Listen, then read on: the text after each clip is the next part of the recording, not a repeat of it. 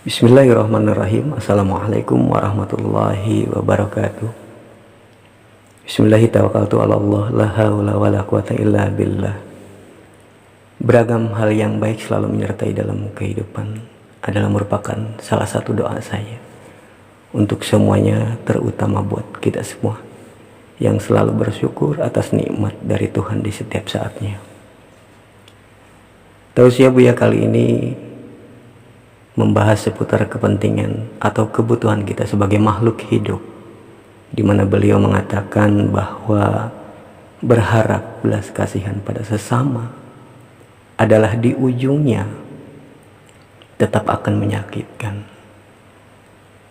Untuk lebih jelasnya, mari kita simak bersama tausiahnya Buya. Semoga dapat memberikan suatu manfaat untuk kita sekalian, juga sebagai pengetahuan kehidupan kita untuk di kemudian hari. Baik, terima kasih. Wassalamualaikum warahmatullahi wabarakatuh.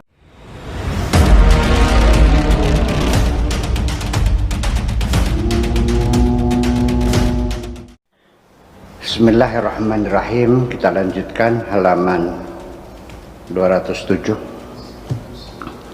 Ya ghilman, wahai anak-anakku semuanya, la tashabuni lid dunya, janganlah engkau bersahabat dengan aku karena urusan kepentingan dunia.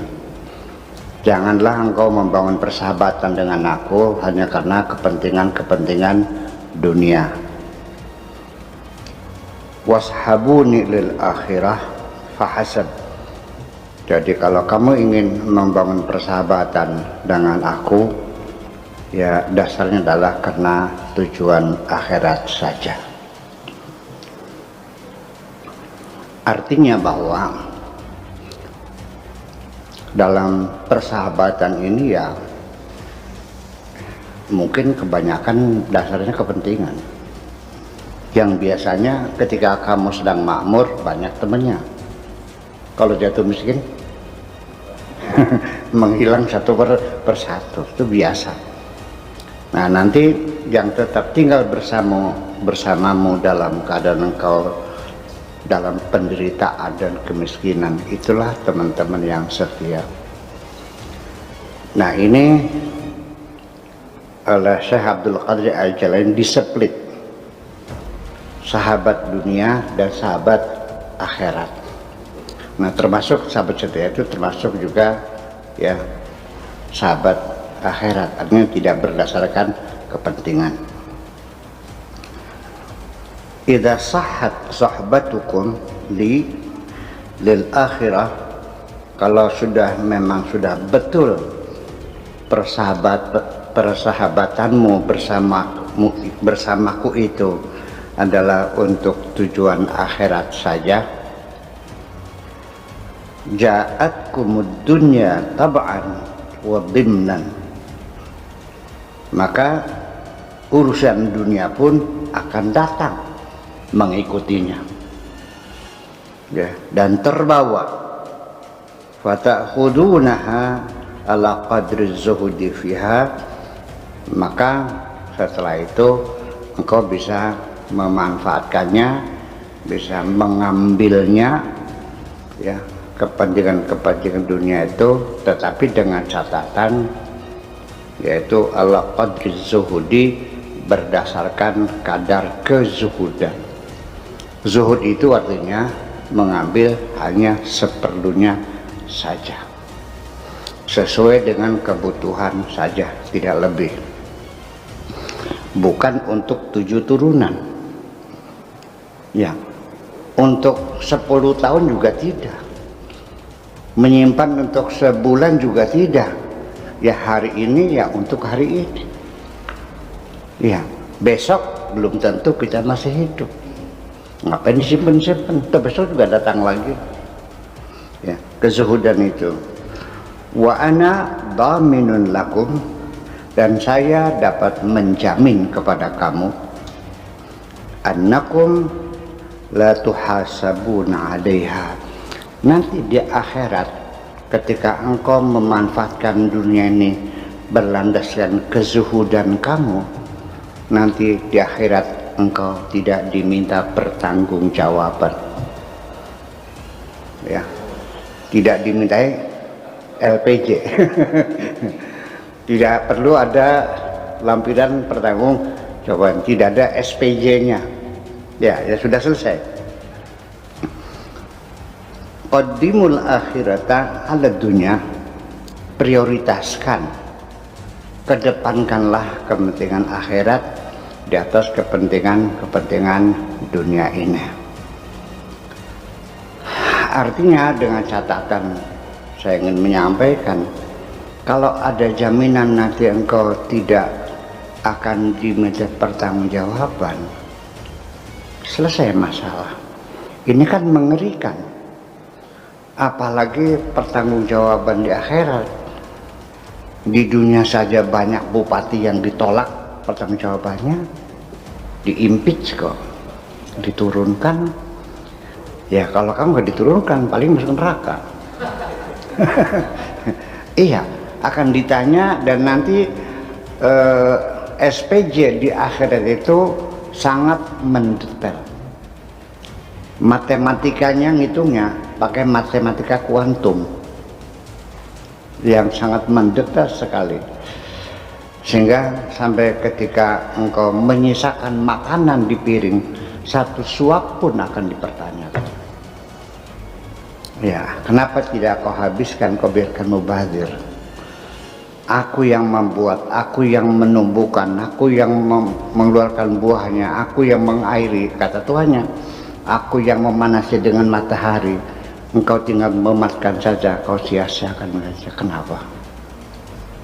Saya yakin tidak ada yang lulus kok dengan perhitungan semacam itu. Lalu untuk itulah maka kita memprioritaskan kepentingan akhirat di atas kepentingan dunia. Dasarnya apa? Ya dunia kan sebentar kok, tidak lama, dan hanya satu kali, tidak berulang. Kalau akhirat kan selamanya. Ya kenapa kamu tidak mementingkan yang abadi di atas kesementaraan? Mengapa mementingkan yang sementara di atas yang abadi? Itu juga pertanyaan semacam ini, saya yakin Anda tidak bisa menjawabnya. Sesuatu yang abadi di nomor dua kan, nomor satunya sementara, itu saja sudah tidak logis dalam berpikir itu.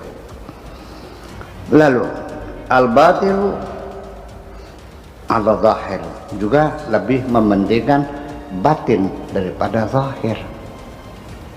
Yang penting bukan jilbab kepala, tapi jilbab hatimu yang lebih penting.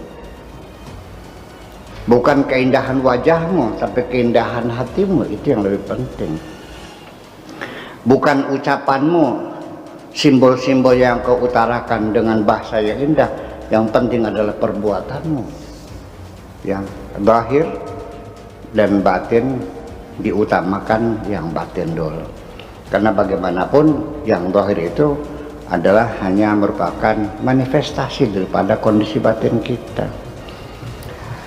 Ya, hati kita ini kan seperti sumur. Kalau sumurnya asin ya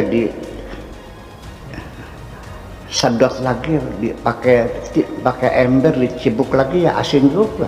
Memang sumbernya asin. Orang kalau hatinya busuk ya omongannya juga busuk kok. Itu. Al-haqqu 'alal batin. Kebenaran di atas kebatilan. Al-batil al-baqi, yang batil dan yang abadi. Utruku, tinggalkan semuanya itu. Khudu, silakan semua. Khudu, lalu ambillah. Utruku al-akhda min aidi tab'i wal hawa wal nafas.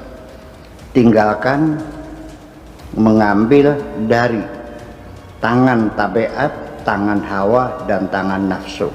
Artinya jangan berharap Anda mendapatkan sesuatu pertolongan, bantuan dari sesama makhluk berdasarkan hawa nafsumu, berdasarkan keserakahanmu. Khudu min yadil qalbi wasir ambillah berdasarkan dari tangan hati dan rahasia. Ini omongan begini ini artinya jangan meminta belas kasihan orang lain. Jangan Anda melirik-lirik apa yang ada di tangan orang lain. Jangan berharap Anda mendapatkan sesuatu dari orang lain berdasarkan nafsu Anda sendiri. Utrukul akhdha min aidi al-khalq. Tinggalkan mengambil. Gimana tuh? Artinya jangan pernah meminta sesuatu dari tangan makhluk, sesama makhluk. Jangan pernah meminta sesuatu dari tangan makhluk. Khudu min yadil khaliq, ambillah dari tangan Tuhan. Artinya ketika Anda menginginkan sesuatu, apa yang dikirim sinyal oleh hati ke dalam otak Anda kan ngakali duitnya mertua, atau mikirnya pinjam ke bank, atau mengharapkan pemberian orang. Lah kenapa tidak mengharapkan dari Allah saja? Jadi artinya begini, kita punya rencana bikin musala, ya sudah bikin saja. Terus gimana? Ya minta sama Allah dana. Ya Allah, saya mau bikin rumah kamu. Masa aku bikin rumah bisa, masa bikin rumah Allah nggak bisa? Artinya jangan memunculkan rasa tamak meminta bantuan kepada orang lain. Mintalah hanya kepada Allah saja. Nanti bagaimana caranya Allah menjawab, itu terserah Allah. Apa Allah langsung dijatuhkan emasnya 3 kintal ke kepala kamu? Gitu. Atau Allah akan menggerakkan hati orang yang dermawan supaya ngirim duit kepada kamu? Atau kamu menemukan sesuatu pekerjaan yang untungnya sangat besar sekali? Atau itu terserah Allah yang ngatur. Yang penting kita mintanya hanya kepada Allah. Itu maksudnya. Ya, sebab ketika kita masih selalu berharap kebaikan-kebaikan dari orang lain, ini sangat melelahkan dan membuat kita sering kecewa. Percaya, ketika Anda sudah tidak lagi berharap pertolongan, bantuan, pemberian dari orang lain, Anda baru merasakan betapa nyamannya hidup ini. Karena bagaimanapun semua orang akan memikirkan kepentingannya sendiri. Anda sedih, Anda sendiri yang mengalami kesedihan. Jangan berharap ada orang lain yang ikut bersedih bersama kamu. Sekalipun orang sekitarmu ikut menangis atas kesedihanmu, juga tidak memberi manfaat apa-apa, tetap tidak akan meringankan penderitaanmu. Jadi artinya bahwa berharap pemberian dari Allah, minta kepada Allah, jangan minta kepada manusia. Ini nasihat saya. Kalau nurut silakan, dan juga silakan. Ketika Anda berharap kepada orang lain, menolong, membantu, memberi, Anda akan kecewa. Karena hanya berapa persen yang terbukti orang menolong Anda. Ya, masih banyak juga yang menipu Anda kok. Iya. Begini, ini logikanya saya terjemahkan. Kenapa Syekh Abdul Qadir Jailani mengatakan jangan mengharap pemberian dari sesama makhluk, ya berharaplah pemberian hanya dari Al-Khaliq, daripada Allah saja. Karena bagaimanapun ketika Anda meminta bantuan seseorang, apakah uang, apakah tenaga, apakah pikiran dan sebagainya, orang lainnya kan ketika membantu Anda kan ada persyaratan, ada sesuatu yang bisa diserahkan. Kalau Anda minta uang, ada uangnya. Artinya orang itu akan menolongmu kalau dia punya uang. Satu kan? Sekarang orang itu sudah punya uang, apa otomatis membutuh kamu? Tidak, akan tergantung kepada kondisi yang lain. Itu kalau dia tidak membutuhkan. Kalau dia punya uang tapi dia butuh sendiri, dipakai sendiri, itu membantu kamu. Betul kan? Ya, saya punya uang 25.000 buat makan di Padang. Anda minta uang buat makan, mungkinkah saya serahkan kepada Anda dan biar saya nggak makan? Sangat tidak mungkin. Ada disanjung oleh Allah, bayu usiruna ala anfusim walau kanu bihim khasasah. Mereka memprioritaskan orang lain dulu sampai mereka menderita sendiri. Itu jarang terjadi, dan itulah yang paling hebat. Jadi satu, kalau uangnya ada. Yang kedua, kalau nggak butuh sendiri. Yang ketiga, kalau dia hibah, kalau dia suka kepada Anda, kalau nggak suka, betul nggak? Iya kan? Jadi masih berlapis-lapis.